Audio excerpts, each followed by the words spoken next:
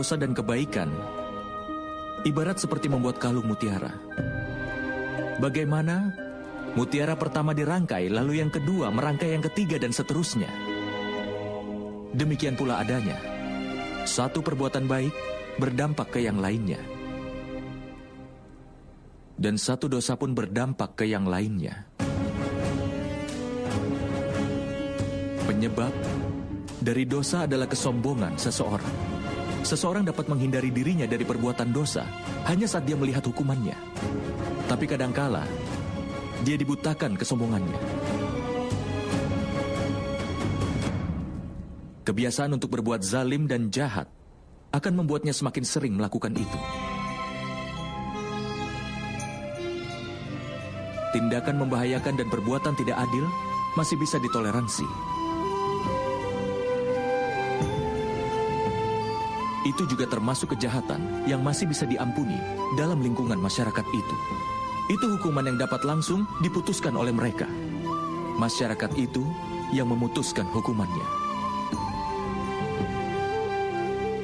Tetapi dalam tatanan masyarakat ini, hukuman atas sebuah kesalahan diputuskan oleh orang yang paling kuat.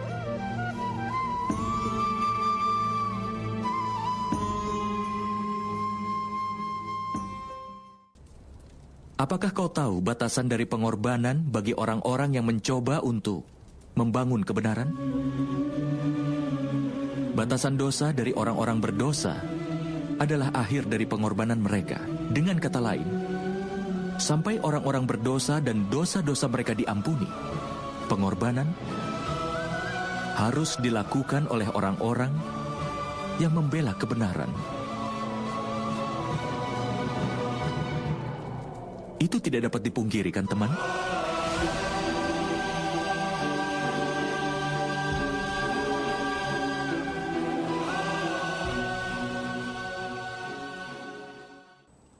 Makhluk yang lahir sebagai manusia biasa tidak akan bisa melakukan keajaiban.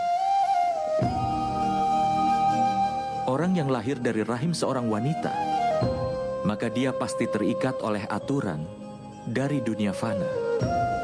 Kelahiran, usia, tua, penyakit, kematian tidak akan pernah bisa dia lepaskan.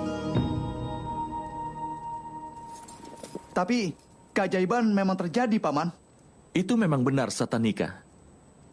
Tapi keajaiban yang satu ini dilakukan oleh dewa.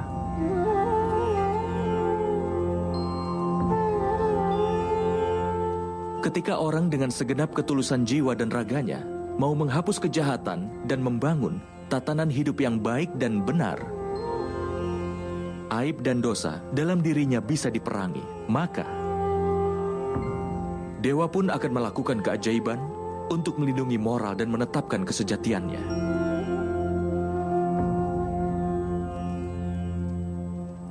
Ketika seseorang berserah dan membuang keegoisannya dan segala dosanya, dan dia pun sudah siap untuk mengorbankan segala miliknya, maka seluruh makhluk ciptaan akan diberkahi dengan mukjizat. Dan pengorbanan yang seperti itu telah dilakukan ibuku Dewaki.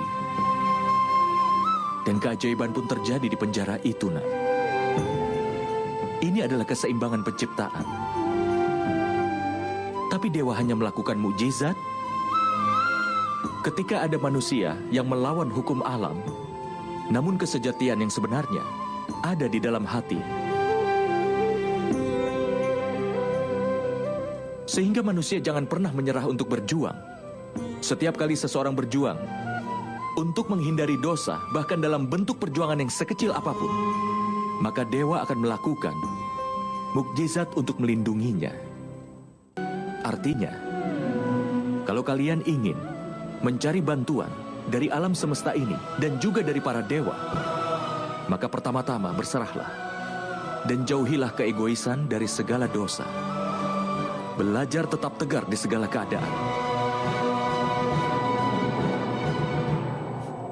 Tapi ada satu kebenaran. Manusia seringkali lupa bahwa setiap partikel dari ciptaan merupakan bagian yang Maha Kuasa sendiri. Itulah sebabnya mereka selalu saja tetap terhubung. Seperti cara bunga menyebarkan aromanya di seluruh ruangan. Bau-bauan busuk pun menggunakan cara yang memang kurang lebih sama. Kebahagiaan dan kesedihan manusia bisa mempengaruhi dunia ini. Kebahagiaan seseorang juga bisa membuat bahagia orang lain di sekitarnya.